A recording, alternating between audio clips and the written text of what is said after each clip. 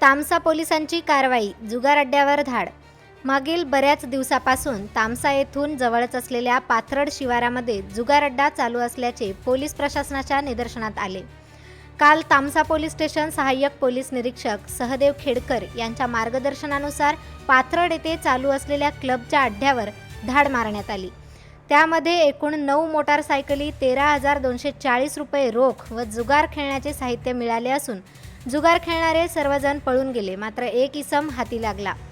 त्यांचे नाव संजय धुमाळे असून काल झालेल्या क्लब पत्त्याच्या धाडीवर एकूण 5,63,240 रुपये एवढा मुद्देमाल पोलीस प्रशासनाने जप्त केला असून पुढील कारवाई उपनिरीक्षक सिंगनवाड हे करीत आहेत।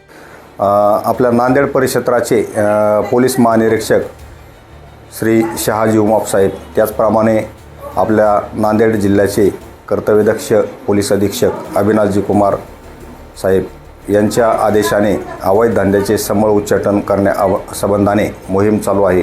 त्या संबंधाने आम्हास वारंवार सूचना देखील मान्य कार्यालयाकडून येत असतात।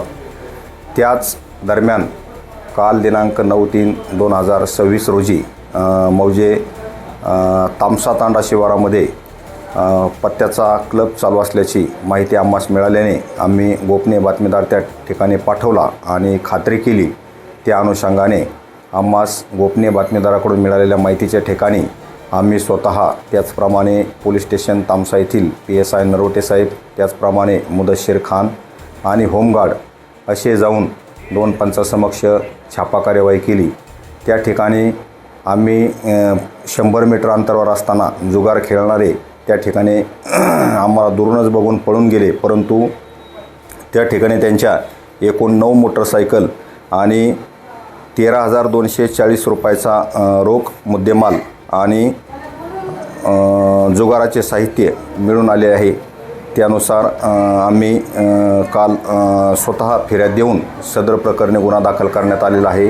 त्या ठिकाणी एक इसम देखील त्यास पळता न आल्याने मिळून आला। त्याचे नाव संजय तुकाराम धुमाळे, राहणार हळेगाव येथील आहे। त्याच देखील ताब्यात घेण्यात आलेले आहे आणि फिर्याद दिल्यावरून पोलीस स्टेशन तामसा गुन्हा 37/2026 कलम 12 अन्वये गुन्हा दाखल करण्यात आलेला आहे।